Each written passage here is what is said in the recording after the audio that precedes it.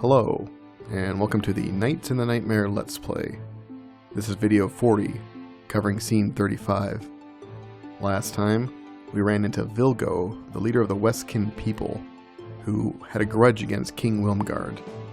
We fought it out, and despite receiving power from Yelma, Vilgo just couldn't stand up to the power of the Arbitrator. If you stand up against King Wilmgard, you get fucking killed, no exceptions. On that note, we've now run into Vienna, a member of Vilgo's tribe. Well, she's in our way. She's got to go.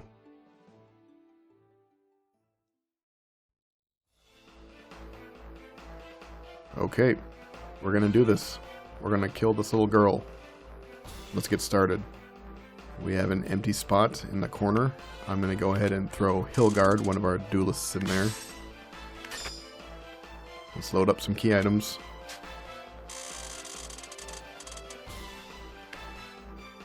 Latoon, a NPC, she has a sturdy cane that she'll take. And there is a Lance Knight on the field, Otto. If we give him these beast fangs, he'll be recruited. Vienna has a few pets with her, namely a skeleton, and it looks like he's lightning based this time. I think it's random what they spawn as. But we have a lightning skeleton and a darkness ghost to deal with as well. Hopefully Otto's going to be able to take them both out quickly. They're fairly weak. But just to be safe, I'm going to throw on a holy weapon for Hilgard so she can help with the ghost if she needs to. Alright, well, let's take a look at Vienna herself. Oh gosh, from her portrait, she looks as old as maybe 10. I guess I don't feel so bad killing her now, huh? Yeah. At any rate, her attacks... in all fairness, her attacks are pretty crazy, and she can flood the screen with bullets really quickly. So, despite being a little kid, she's not to be trifled with. We do have to take this fight seriously. Okay, our plan is kill her pets, deliver key items, and then kill the little girl. We don't have any key items to collect on this stage, so hopefully we can make this quick.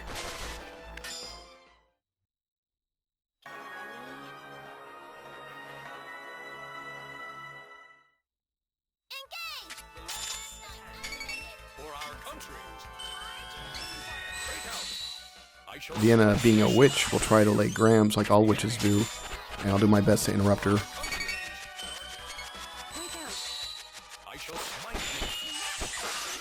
Okay, Otto has taken out both the ghost and the skeleton. That's nice. She will try to res them, though. And there she's trying right now.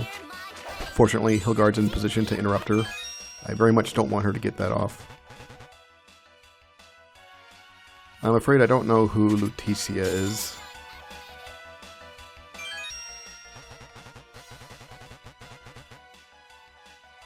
And we are certainly showcasing that here, aren't we? Good job, team.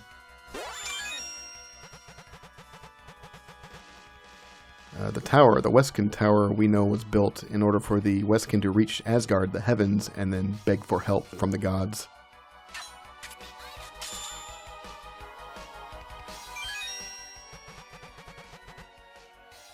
Well, then don't fucking take it. Vienna has laid down a gram, so that's going to be problems. And, yep, the developers love to twist the knife here. So not only are we beating on this disheveled little girl, she's also starving.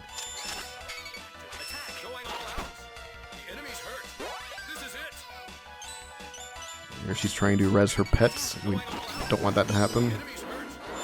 Those bats are courtesy of the gram she laid, so once she gets the gram off, it's only a matter of time before those bats will pop out, usually at the worst possible time. Here Vienna's overlapping Alonso, and I don't get very much damage off, but I need to interrupt her from resing her pets, so I was forced to go ahead with the attack.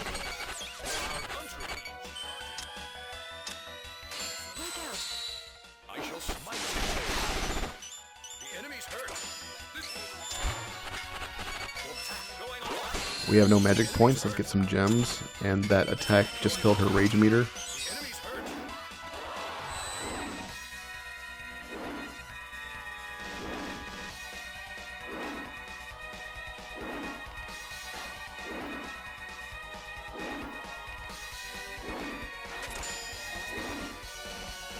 Oh, I hate that move.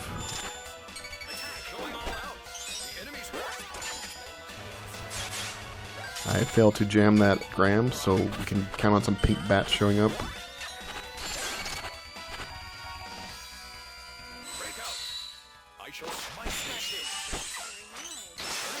Oof. Never mind, I ran into her lipstick attack.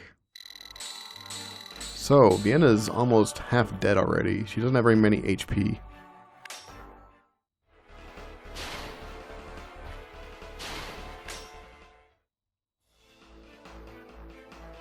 Alright, Otto is recruited. We're going to pull him out. We're going to throw in Alonso, our permanent Lance Knight. Unfortunately, Alonso can't handle the lance that Otto is using, so we're going to throw in this elegant spear. That'll be good enough. We have one last key item to get rid of. Vienna's key item is a picture book.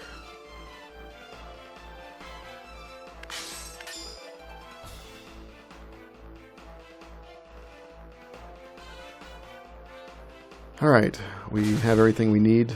There's no key items to collect on this stage. We just gotta kill her. Engage! Going all out. The enemy's hurt.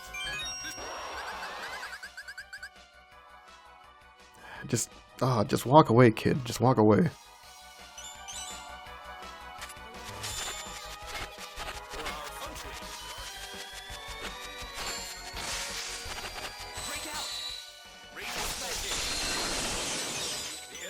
Her rage meter's full once again.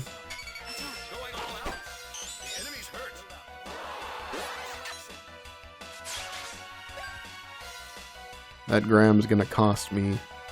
It's gonna trigger right in the middle of a rage attack. I can feel it.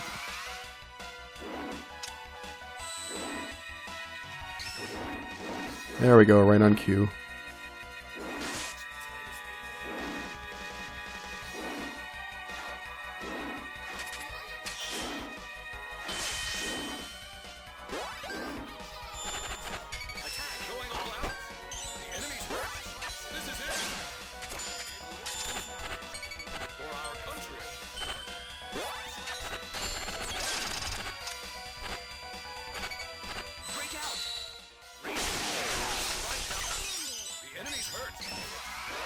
Once again, her damn rage meter's full.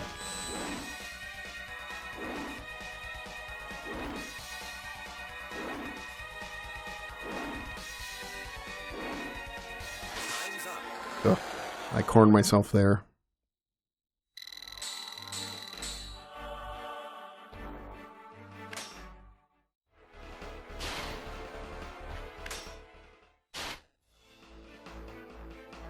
Well, we have a good thing going here. Let's just ride it out.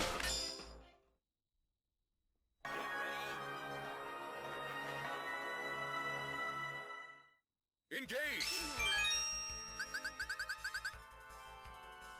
Man, fuck Vilgo. Who cares?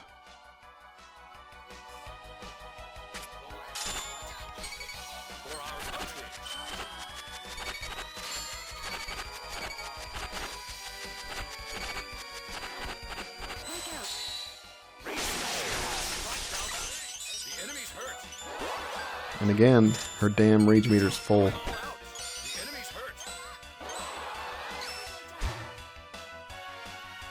I don't want to start charging any knights because I'm going to get caught in the middle of a rage move with them waiting.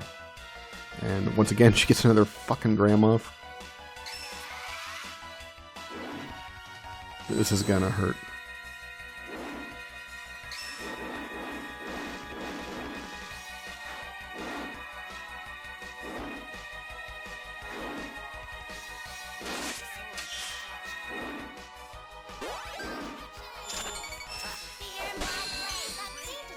That filled her rage meter, and I decide, no more. I don't know if she's referring to her lot in life or the damn book. I don't know. I go ahead and charge up Hillguard, but Vienna walks out of her range, and in fact, does her incantation where she reses her pets. And there's nothing I can do about it. There's no one in position to hit her. So up come the skeleton and the ghost. And a Graham's Blade. Oh, great. Come on, kid, just take one more step.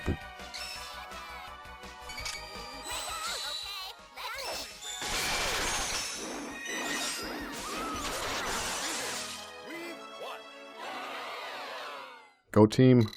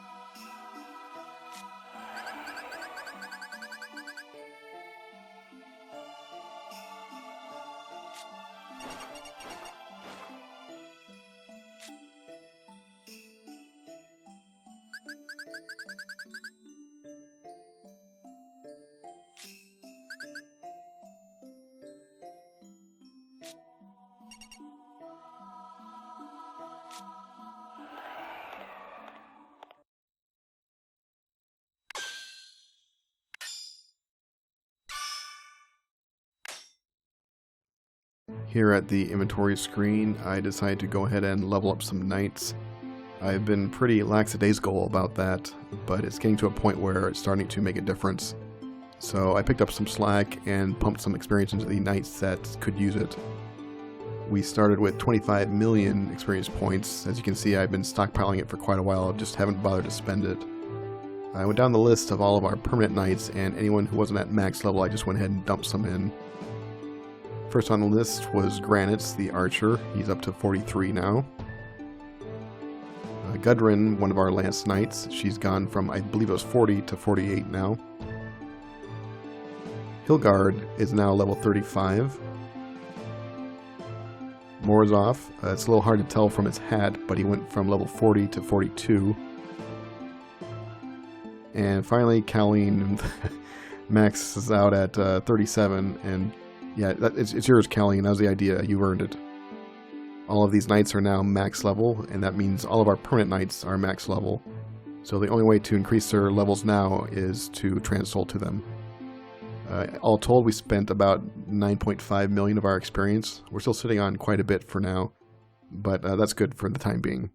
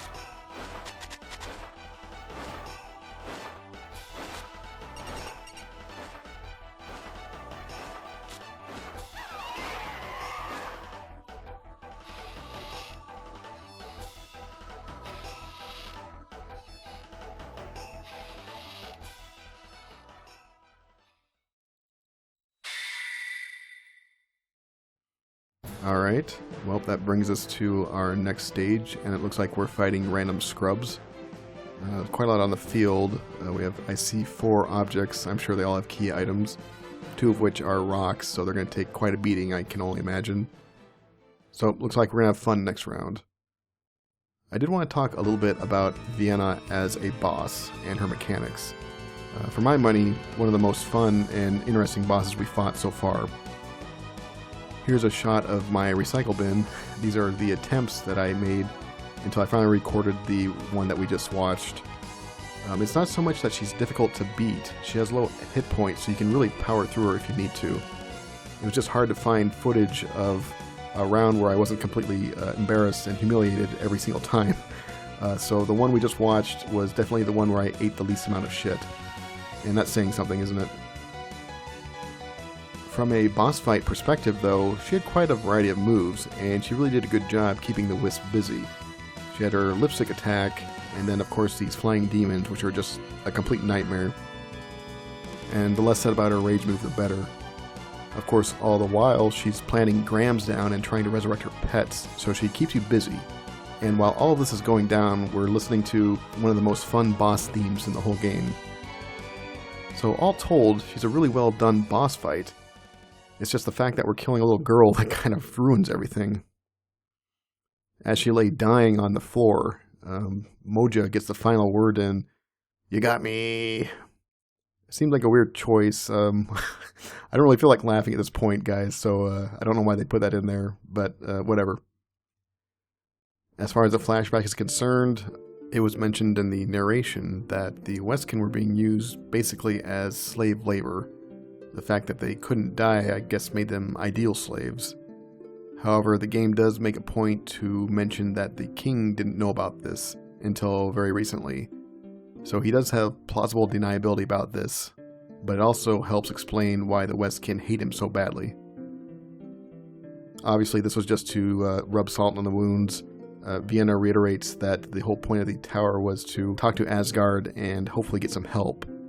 But as we know, the gods took offense to this and blew up the tower. Of course, a reminder, all they're doing is rotting away, but despite all that, she's still hungry, she's still starving. So just a horrible, miserable experience. I appreciate Vienna. I think she's a good character and she adds depth to the story, but there gets to a point where it just starts to feel manipulative. Moving on.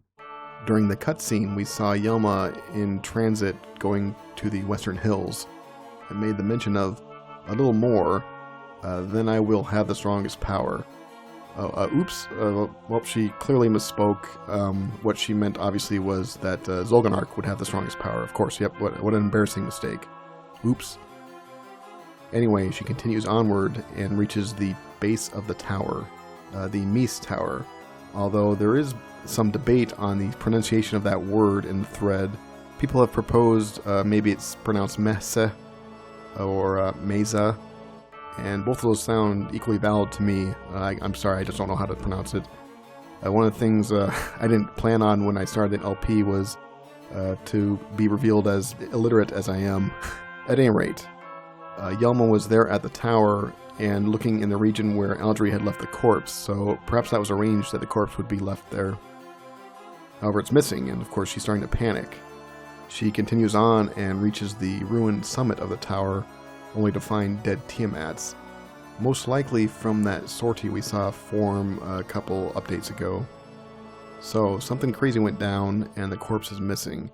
Yelma seems almost in a state of panic, and is rushing to try and track it down.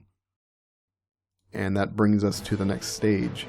The narration for this map seems to imply that the Wisp is heading towards the tower as well. So once again, he's trailing behind Yelma, and it looks as though he's moving with a purpose, if you ask me. I guess we'll have to see what happens next.